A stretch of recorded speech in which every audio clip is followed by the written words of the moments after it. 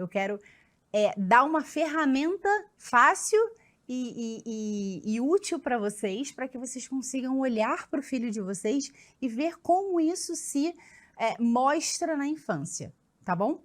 Então vamos lá. O temperamento, o que o temperamento é? O temperamento, ele é uma estrutura mineral do ser humano. O que eu quero dizer com uma estrutura mineral?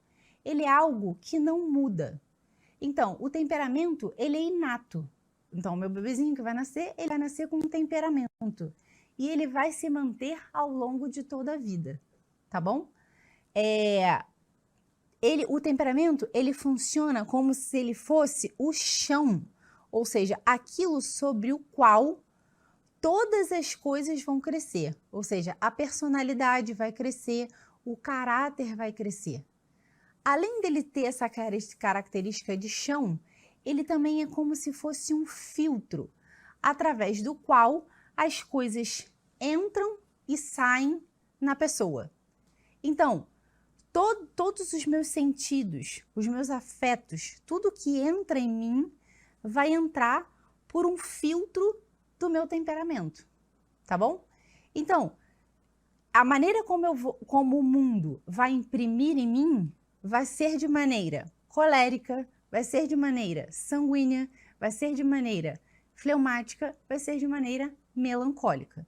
Por isso que, diante de um mesmo estímulo, de um mesmo input, as pessoas olham para a situação de maneira diferente. Lembra na semana passada que a gente estava conversando um pouquinho sobre briga entre irmãos? Que parecia que os dois estavam contando a história de maneira diferente? Eles veem a história de maneira diferente, porque eles sentem a história de maneira diferente. Eles são imprimidos pelo mundo de maneira diferente. E eles devolvem a impressão que o mundo causa neles de maneira diferente. Eles podem devolver de maneira expansiva ou eles podem devolver de maneira contraída.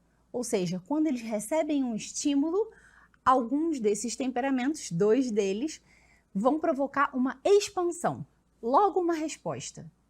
E 2 deles, que são os frios, eles vão provocar uma contração na pessoa. Quando a gente olha as pessoas ao nosso redor, não é mais ou menos assim que funciona? Algumas pessoas, quando recebem um estímulo, logo elas querem reagir. Outras pessoas não. Elas fecham-se em si mesmas. Tá bom? Então, é disso que se trata o temperamento. O temperamento é essa estrutura fixa, que na verdade vai sustentar toda a atividade psíquica do ser humano.